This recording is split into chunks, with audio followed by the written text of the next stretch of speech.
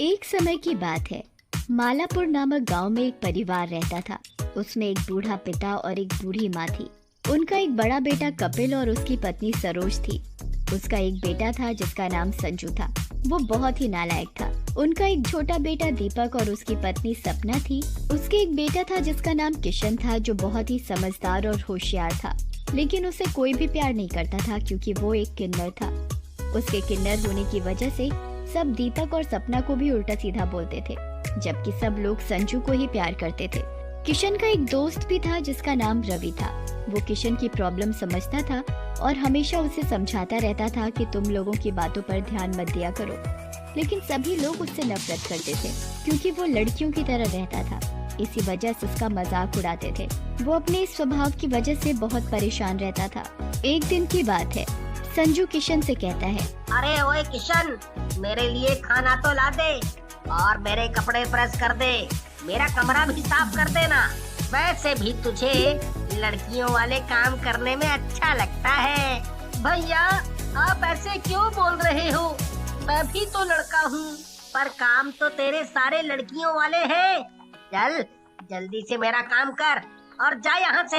किशन संजू का काम करके नहाने चला जाता है और नहाने के बाद उसका मन करता है कि वो सलवार सूट पहन ले और वो सलवार सूट पहनकर अच्छे से तैयार हो जाता है। तभी उसके दादा दादी किशन को आवाज लगाते हैं और कहते हैं, किशन, मेरा चश्मा तो लाना। अभी लाया दादाजी। ये क्या हाल बना रखा है? तू नहीं सुधरेगा, अभी तुझे लड़की बनवाता हूँ। और ये कहकर दादाजी किशन को मारने लगते हैं।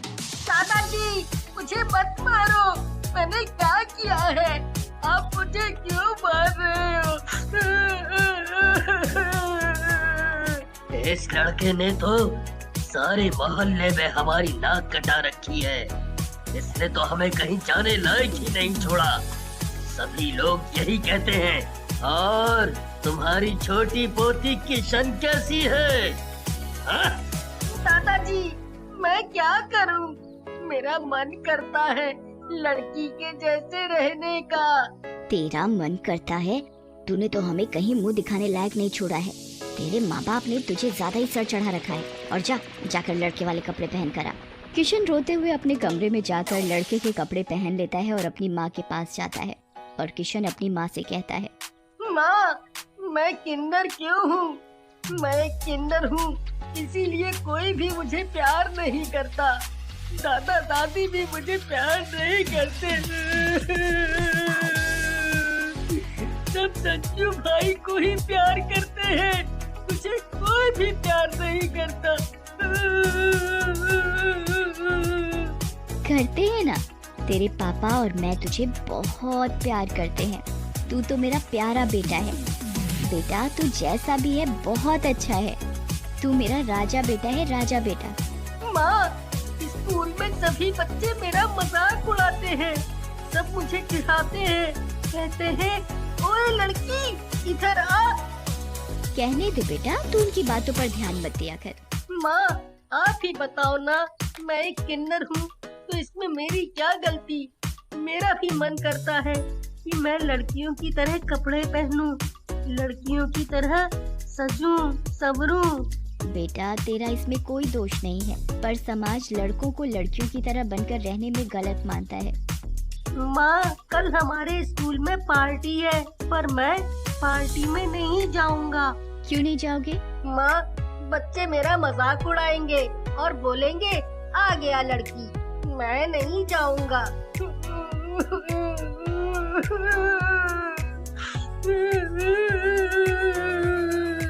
और किशन रोने लगता है। किशन बेटा, दिल छोटा नहीं करते, तुम्हें जाना चाहिए और सबका सामना करना चाहिए। तुम किसी से कम नहीं हो, तुम भी उनके जैसे ही हो। और किशन माँ की बात सुनकर कहता है, माँ, तुम कहती हो तो मैं चला जाऊंगा। और अगले दिन, अरे किशन, क्या बात है? आज तो तू एकदम हीरोइन की तरह चमक रहा है। लेकिन किशन स्कूल के बच्चों की बातों पर ध्यान नहीं देता और वहाँ से चला जाता है। तभी किशन का दोस्त रवि मिलता है। वह उससे कहता है, कैसे हो किशन? ठीक हूँ, और तुम बताओ कैसे हो? मैं भी ठीक हूँ। ये सब तो पागल हैं, तुम इनकी बातों पर ध्यान मत दिया करो।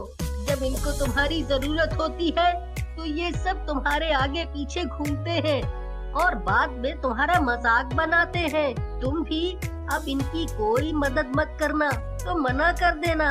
रवि, ऐसा नहीं कहते, कोई बात नहीं, जाने दो। मैं इनकी बातों का बुरा नहीं मानता। पता नहीं भगवान ने मेरे साथ ऐसा क्यों किया, मुझे किन्नर क्यों बनाया। तभी किशन की क्लास के बच्चे आ जाते हैं और वो किशन को देखकर हंसने लगते हैं और कहते हैं,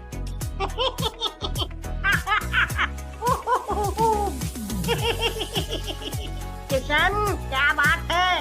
आज पार्टी में तुम सूट पहनकर नहीं आए और लिपस्टिक भी नहीं लगाई? और सब जोर जोर से हंसने लगते हैं। ये देख रवि सभी बच्चों को डांट कर चुप करता है और कहता है, तुम्हें इस तरह किशन का मजाक नहीं उड़ाना चाहिए।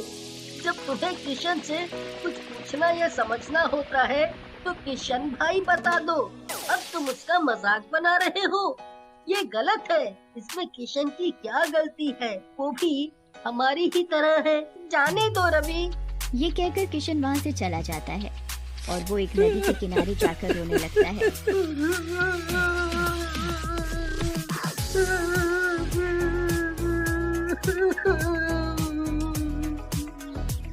मेरा जीने का कोई मतलब नहीं। सभी लोग मुझसे नफरत करते हैं। मेरे दादा दादी, मेरा भाई। मन करता है कि मैं मर जाऊं। गुस्से में आकर किशन नदी में कूद जाता है। उस नदी के किनारे एक पीपल का पेड़ होता है। उसी पेड़ पर एक चुड़ैल बैठी हुई ये सब नजारा देख रही होती है और वो नदी में कूद जाती है और किशन को बचा लेती है। तुम मरना क्यों चाहते हो? चुड़ैल, तुम तो चुड़ैल हो, तुमने मुझे क्यों बचाया? क्योंकि मैं एक अच्छी चुड़ैल हूँ। मैं भी एक किन्नर था, मेरा भी सभी लोग मजाक उड़ाते थे। एक दिन मैंने दुखी होकर नदी में कूदकर अपनी जान दे दी। मेरे मरने के बाद मेरे माँ बाप ये सदमा बर्दाश्त नहीं कर पाए और वो भी मर गए। तब से मैं चुड़ैल बनकर इसी पेड़ पर बैठी हूँ। मुझे मर जाने दिया होता, मैं जीना नहीं चाहता।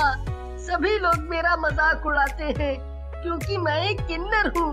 किन्नर होना क्या गुनाह है? मेरे भैया, मेरे दादा दादी, मेरे दोस्त सभी मुझे लड़की कहकर चिढ़ाते हैं। अच्छा, ये बात है। तुम चिंता मत करो, मैं हूँ ना, सब ठीक हो जाएगा। अब तुम अपने घर जाओ। और किशन अपने घर चला जाता है और घर जाकर वो सो जाता है। अगले दिन सुबह सुबह संजू चिल्लाता हुआ, मेरे हाथों में मेहंदी कैसे लगी और मेरे लिपस्टिक बिंदी किसने लगाई? अरे संजू बेटा, ये तुमने अपना क्या हुलिया बना रखा है? पता नहीं दादाजी, ये सब कैसे हो गया? जाओ जाकर अपना मुंह धोकर आओ। और संजू बाथरूम में अपना मुंह धोने चला जाता है। जब वो अपना मुंह धो रहा होता है तो पानी की जगह खून आने लगता है। लाइट अपने आप जलने बुझने लगती है। तभी आईने में उसे चुड़ैल नजर आती है और कहती है, आज मैं तुझे अच्छे से सजाऊंगी, तभी तुझे पता चलेगा कि किसी की भावनाओं के साथ खिलवाड़ नहीं करना चाहिए। चुड़ैल उसका ऐसा मेकअप करती है कि वो अपना चेहरा देखकर डर जाता है और वो बड़ी मुश्किल से अपना मेकअप उतारता है, पर हाथों की मेहंदी नहीं उतरती और उसे ऐसे ही स्कूल जाना पड़ता है। और स्कूल पहुंचकर, अरे संजू, तुम्हारी क्या शादी हो गई है जो तुमने अपने हाथों में मेहंदी लगा रखी है? स्कूल के सभी बच्चे जोर जोर से हंसने लगते हैं। ये भी किशन के जैसा बन गया है। सभी बच्चों को संजू का मजाक उड़ाता देख किशन सभी बच्चों को डांटता है। चुप करो तुम सब। अगर किसी ने मेरे भैया को कुछ भी बोला तो अच्छा नहीं होगा। किशन की बात सुनकर रवि संजू से कहता है, देखा, तुम हमेशा किशन का मजाक उड़ाते थे, आज इसने ही तुम्हारा साथ दिया। किशन भाई, मुझे माफ कर दो। मैं अब तुम्हें कभी भी गलत नहीं बोलूँगा।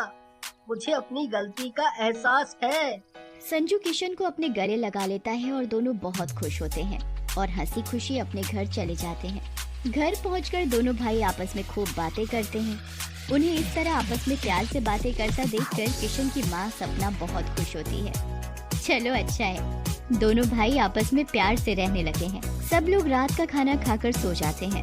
जब घर के सभी लोग सो रहे होते हैं तो चुड़ैल दादा दादी के कमरे में जाकर दादा को साड़ी पहना देती है और उनके माथे पर बिंदी लगा देती है और दादी को पैंट शर्ट पहना देती है। अगली सुबह जब दादा दादी सोकर उठते हैं तो अपने आप को ऐसा देख डर जाते हैं। अरे ये हमारे साथ क्या हो गया? ये किसने किया? मुझे औरतों जैसा किसने बना दिया और तुम्हें आदमी जैसा? तभी चुड़ैल आकर दादा दादी के पैरों में अपने जादू से घुंघरू बांध देती है और दादा दादी नाचने लगते हैं। उनके नाचने की आवाज सुनकर घर के सभी लोग इकट्ठा हो जाते हैं और पड़ोसी भी आ जाते हैं। वो देखते हैं कि दादा दादी किन्नरों की तरह नाच रहे हैं। ये सब देख सभी पड़ोसी दादा दादी का मजाक उड़ाते हैं। अरे मेरे तो पैर ही नहीं रुक रहे, मैं तो नाचते नाचते थक गया। कोई रोको, कुछ करो, ये क्या हो रहा है? तभी दादाजी के बालों में चुड़ैल गजरा लगाती है। ये देख दादाजी डर जाते हैं। चुड़ैल मुझे छोड़ो, मुझे छोड़ो। अब तुझे पता चलेगा कि तूने अपने ही पोते के साथ क्या किया है। तुझे एहसास भी है इस बच्चे के ऊपर क्या गुजरी होगी जब अपने ही मजाक बनाते हैं साथ नहीं देते। मेरे दादा दादी को छोड़ दो, वो मेरे दादा दादी है। मैं उनके साथ ये सब होते नहीं देख सकता। देखा, ये तुम्हारा पोता आज तुम्हें ही बचा रहा है। हमें माफ कर दो। अब हम कभी भी किशन का मजाक नहीं उड़ाएंगे, उसकी भावनाओं की कदर करेंगे। दादा दादी और घर के सभी परिवार वाले किशन को गले लगा लेते हैं और किशन को खूब प्यार करते हैं। अगली सुबह किशन, स्कूल के लिए लेट हो रहा है, जल्दी करो। जी भैया। और दोनों साथ साथ स्कूल जाते हैं। स्कूल पहुंचकर संजू और किशन देखते हैं कि जो बच्चे किशन का मजाक उड़ाते थे वो सभी लड़कियों की तरह बने हुए हैं।